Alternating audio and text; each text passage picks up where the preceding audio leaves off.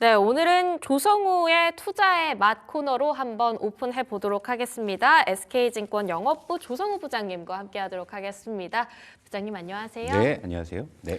네, 앞서서도 가볍게 짚어봤지만 뉴욕 3대 지수가 급락을 했는데 정말 예상 그 이상으로 참 부진한 흐름들을 보여줬습니다. 국내 증시 못 버틸 거라고 생각했지만 역시나 하락 장세가 이어지고 있는데요. 오늘 장의 흐름은 좀 어떻게 예상을 하실까요? 일단 오전장 흐름을 잠깐 점검을 해보면은요. 외국인이 지금 이제 기관하고 동반해서 코스피를 약 2천억 규모를 매도하고 있고요. 네. 그리고 코스닥도 매도 기조인데, 근데 외국인의 코스닥의 좀 매도 규모는 크지 않아요. 현재 130억 정도 매도로 잡히고 있고요. 다만 이제 오늘 좀 하락폭이 좀 과해지는 수급적인 요인은 외국인의 어떤 선물 매도 같은데요. 요거 한번 화면으로 보여드릴게요. 네. 자, 이제 요거 까만 선은요 지금 지수추이고요. 오른쪽에 아래에 있는 이제 파란 선이 외국인의 이제 선물 매매 추이인데, 지금 장중 내내 지금 매도 규모를 좀 확대하고 있습니다. 이러다 보니까 지금 지수 역시도 좀 동조화돼서 지금 낙폭을 키우는 모습이고요. 자, 위에 있는 요 초록선은 이제 기관인데요. 기관이 뭐 일부 선물을 좀 매수해주면서 좀 지수 방어에 나서고는 있습니다만, 외국인의 좀 선물 매도 규모가 훨씬 더 크기 때문에 일단은 수급적인 요인이 조금 더 크게 웹도독으로 좀 반영이 되고 있다 볼 수 있고요. 그리고 이제 환율 한번 점검해 볼게요. 또 환율은 걱정했던 거에 비해서 비교적 좀 안정적입니다. 1,450원대 후반이긴 한데요. 장중에는 지금 음봉으로 좀 환율 부분은 그러니까 위로 확 튀지는 않는. 그러니까 지금 현재 시장의 변동성의 이제 이유는 뉴욕 증시의 폭락 때문이라는 점을 좀 환율에서 좀 우리가 좀 착안할 수 있는 부분입니다. 오늘 전체적으로 뭐 뉴욕 증시의 급락 때문에 좀 낙폭이 과한 상황이긴 합니다만은, 일단 외국인의 좀 선물 매도 규모가 좀 확대된다는 점에서 일단 수급적인 요인에서 낙폭이 더 나온다고 볼 수가 있고요. 네. 그리고 시장 흐름을 보게 되면 뭐 오르는 종목 거의 없긴 합니다만은, 일단 지금 장중에 좀 특징적인 게 유리기판 관련 테마가 좀 장중에 낙폭 축소를 하고 좀 위로 돌려 세우는 모습 나오고 있고요. 그리고 로봇주가 전체적으로 좀 상승 흐름을 좀 보여주고 있다라는 거, 그리고 엔터주가 좀 방어를 좀 잘해주고 있는 상황, 그리고 아까 앞서서 브리핑 해주셨다시피 테마군에서는 뭐 사료주 일부가 좀 움직이는 거, 이렇게 해서 오전장 좀 점검을 해볼 수가 있겠네요. 네. 네, 여러 가지 짚어주시면서 확실히 전체적으로 봤을 때는 시장이 많이 빠지고 있다라는 생각이 들고요. 중간에 좀 낙폭을 만회한다고 생각했는데 어느덧 다시 같이 보니까 지수가 또 마이너스 2%를 기록하고 있습니다. 외국인들의 팔자세가 계속 이어지고 있는데요. 무엇보다 이번 뉴욕 증시의 급락이요. 사실상 트럼프의 입김이 셌다. 이런 분석들도 꽤 많이 나오고 있는 것 같습니다. 네. 경기 침체에 대한 우려감이 시장에 꽤 컸는데 이를 좀 자극할 만한 이야기들을 했죠. 목표 달성을 위해선 고통이 불가피하다라고 네. 이야기를 또 직접적으로 하긴 했는데요. 앞으로 좀 이런 트럼프 리스크 시장에서 계속 이어질까요? 그러니까 이제 우리가 흔히 이제 인생을 살면 그 머릿속에만 담아둬야 될 생각이라는 게 있는 것이고, 네. 또 입 밖으로 또 이제 꺼내야 되는 건 또 이제 별개의 문제고 더 신중해야 된다는 이야기죠. 특히나 일국의 대통령이라면은 또 머릿속에 생각은 있어도 좀 이제 말로 할 때는 좀 그래도 좀 순화된 쪽이 나와야 되는데, 이제 트럼프라는 이분은 그 거침이 없는 거죠.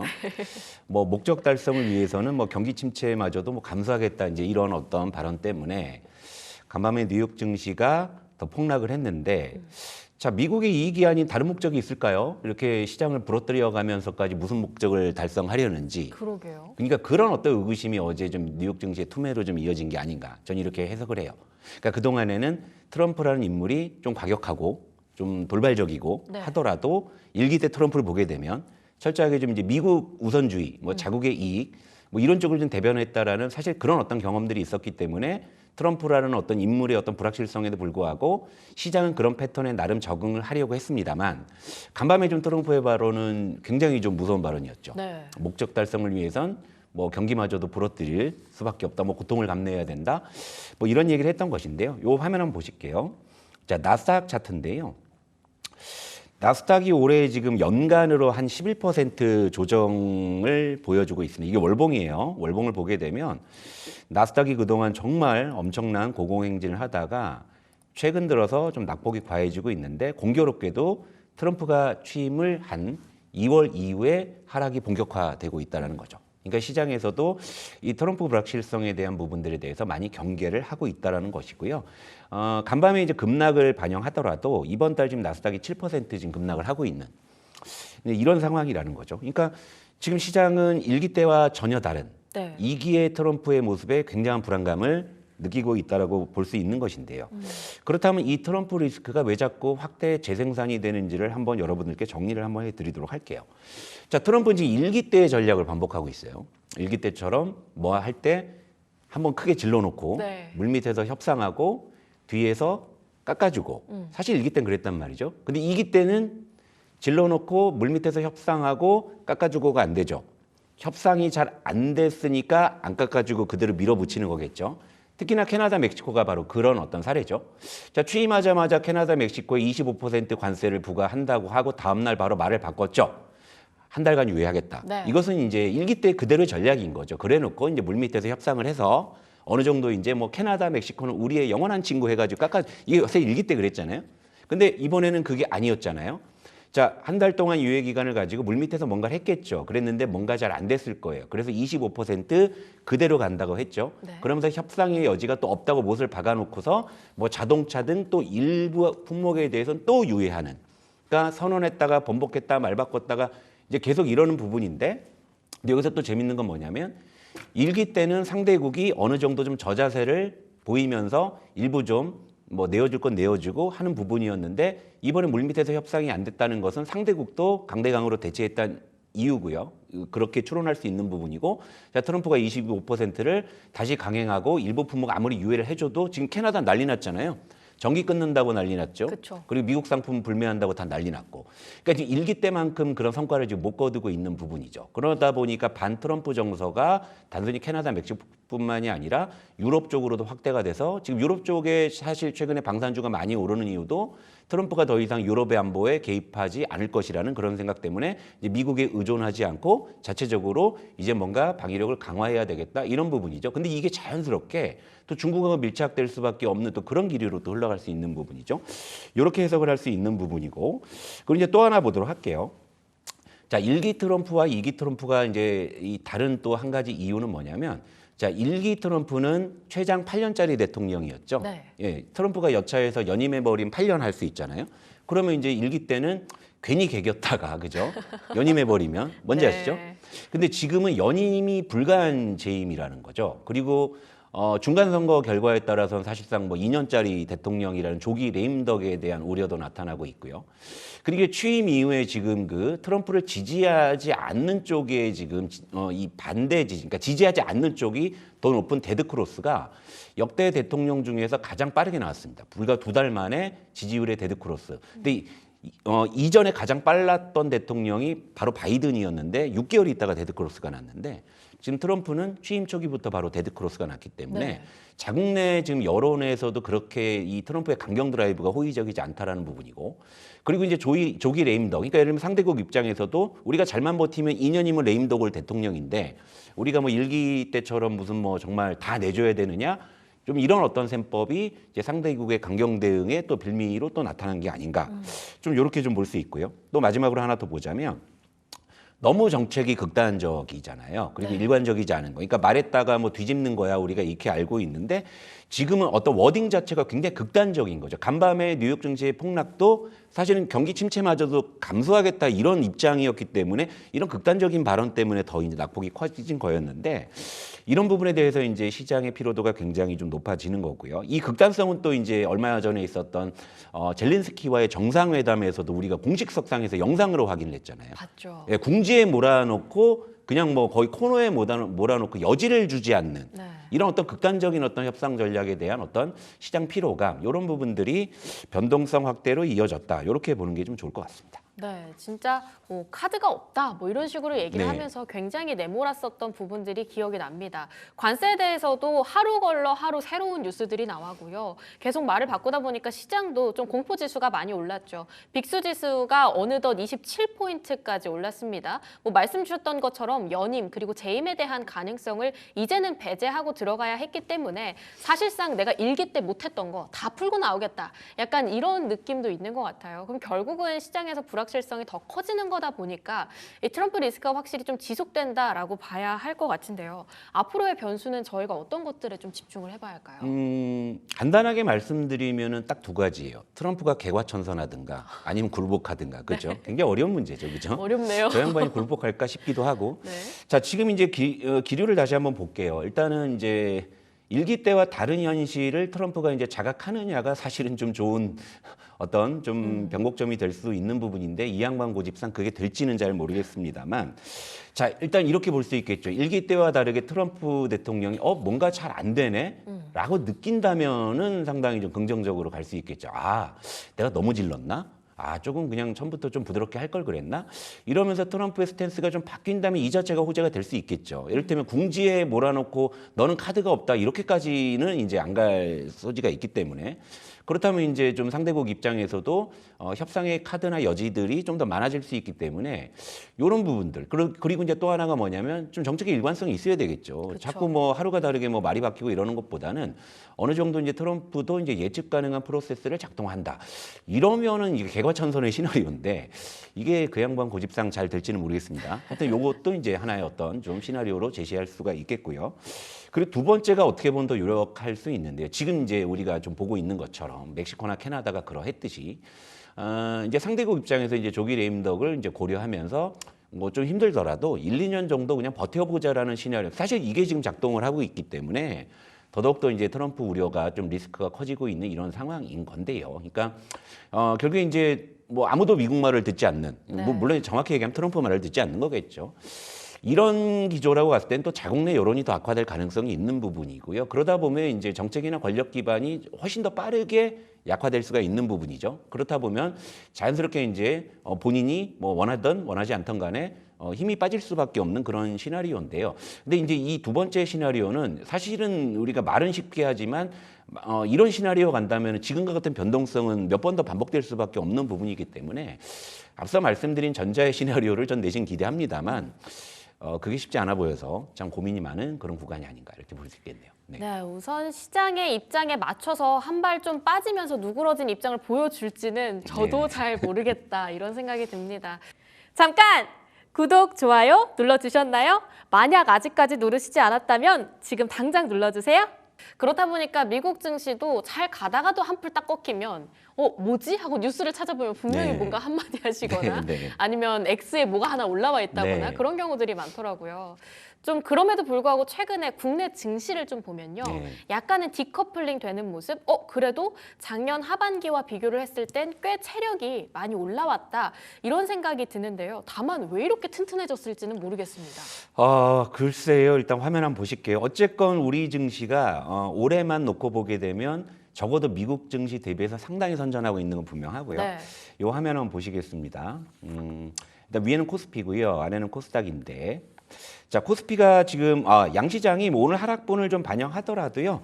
올해 한 6% 정도 동반 상승을 하고 있는 이런 상황이죠. 자, 뉴욕 증시 특히 나스닥은 올해 지금 11% 정도 빠져 있는데, 근데 우리 K 증시는 역으로 좀 올라 있는 부분인데요. 일단 뭐 사실 이렇게 보면 간단하죠.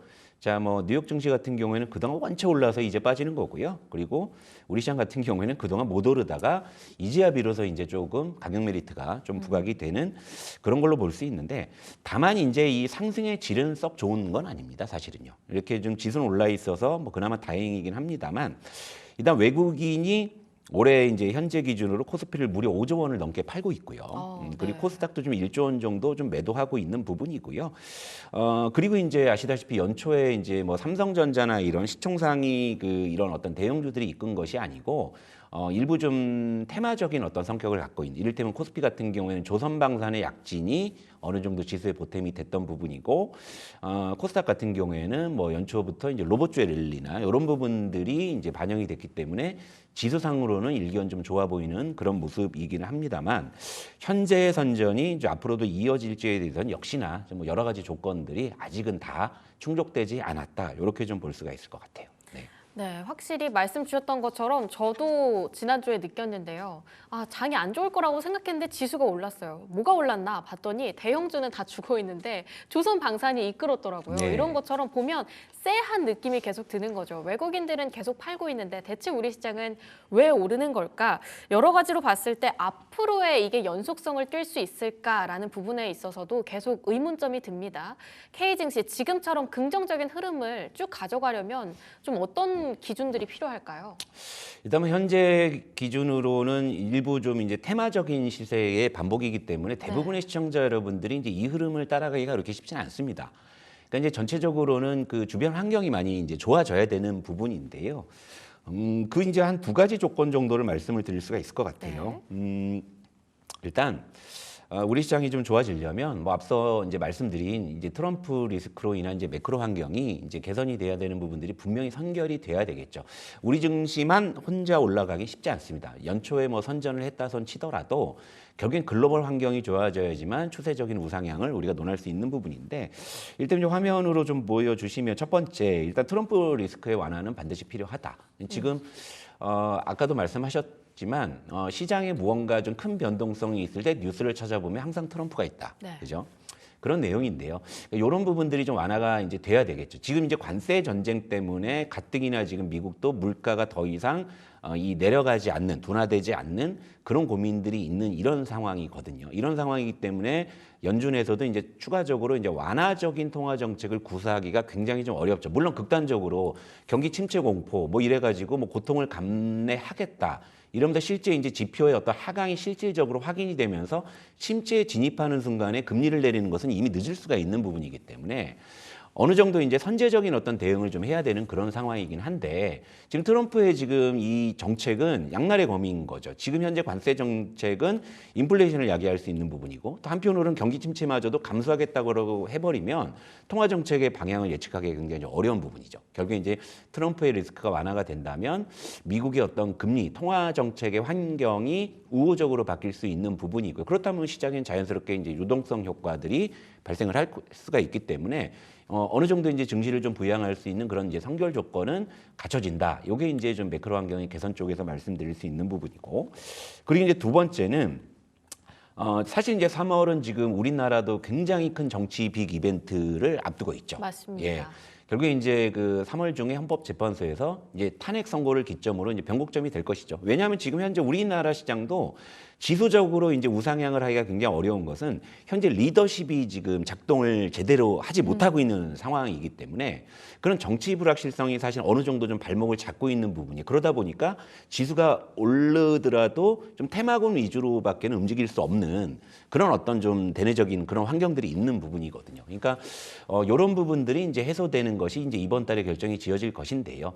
그러니까 앞서 말씀드린 매크로 환경의 개선과 우리 대내적인 어떤 정치 불확실성의 해소가 곁들여진다면 의외로 시장 굉장히 탄력 있게 올라갈 수도 있어요. 예, 그러니까 이제 지금의 어떤 변동성 구간을 여러분들께서 조금 슬기롭게 잘 극복을 하신다면 저는 뭐 충분히 우리 시장 그래도 뭐 여전히 좀 싼 영역에서 저가 매수를 할 수 있는 그런 구간이라는 생각을 많이 하고 있습니다. 네.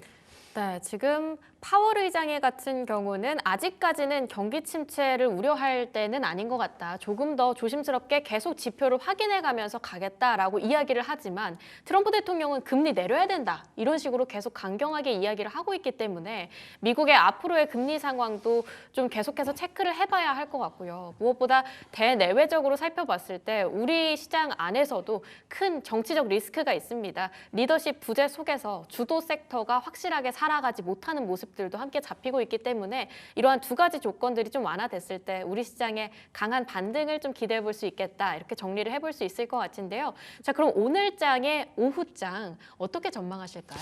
일단 뭐 오전장은 뭐 일단 좀 낙폭이 좀 커지는 부분들은 좀 불가피한데요. 네. 일단 여러분들 아까도 제가 다시 한번 요 화면 좀 보여드릴게요. 자, 뭐 보실 수 있는 여유가 되신다면은요.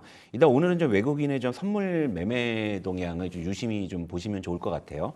자, 방송을 좀 하는 내내 지금 그 선물 매도는 계속 확대가 되고 있는데 네. 이제 오후장 들어서 이제 외국인이 이제 요 부분을 좀 이제 되사는 좀 환매수에 나서는 그런 부분들이 이제 좀 뚜렷해진다면은 낙폭 줄이는 시도는 나올 거라고 좀 보고 있어요. 그리고 우리 시장이 그래도 올해 뉴욕 증시 대비해서 선전할 수 있었던 좀 배경 중에 하나는 이렇게 뉴욕 증시가 좀 급락을 하는 케이스가 최근에 좀 자주 있었거든요.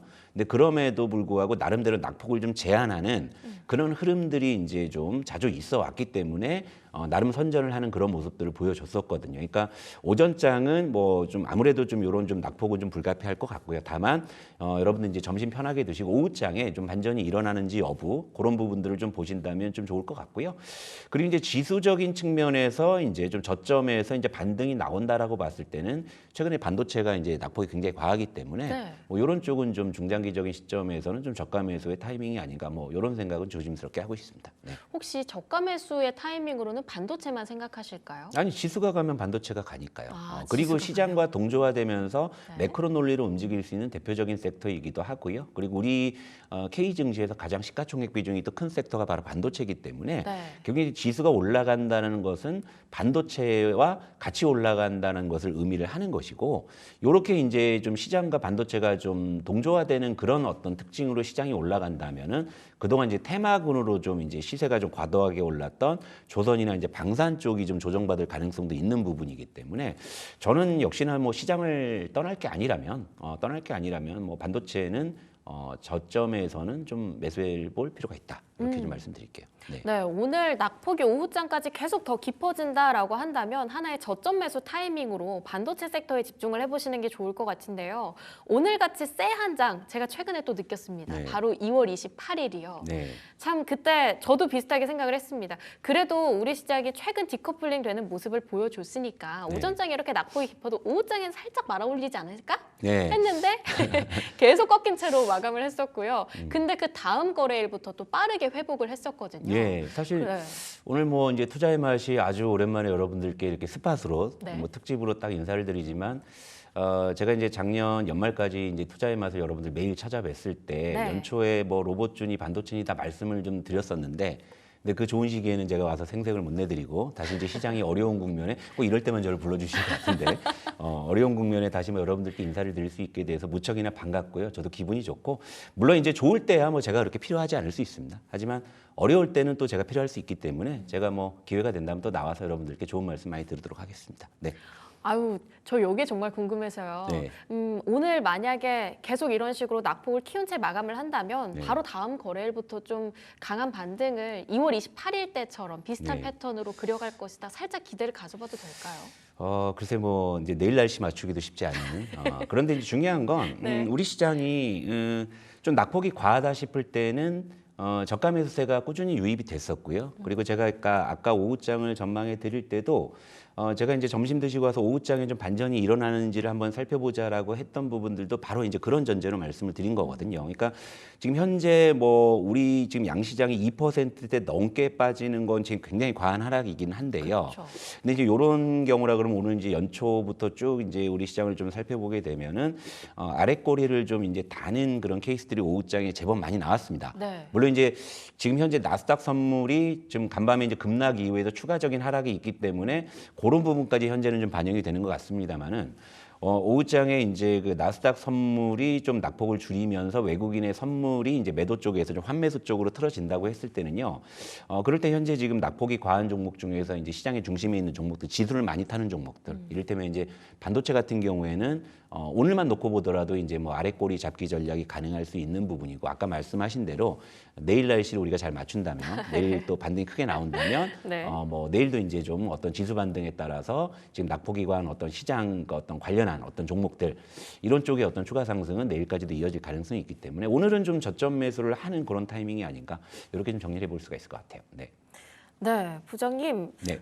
아직 살짝 저희가 여유가 있습니다. 네. 4분 정도의 그래요? 여유 시간이 네. 있는데요. 네. 반도체 섹터 오후장에 집중해 보면 좋겠다라고 말씀을 주셨습니다. 네. 다만 반도체 섹터 안에서도 또 여러 가지 나뉘잖아요. 네. 뭐 HBM도 있을 거고요. 액침 냉각 어제 또 엔비디아에서 과열 문제가 계속 다시 재점화되고 있는 것 네. 같은데요. 이런 부분도 있을 거고요. 아니면 유리기판 어제 살짝 반등을 하다가 오늘 또 다시 꼬꾸러지고 있습니다. 네. 여러 가지 추이들을 봤을 때 반도체 안에서 특히 더 집중하면 좋을 테마가 있을까요?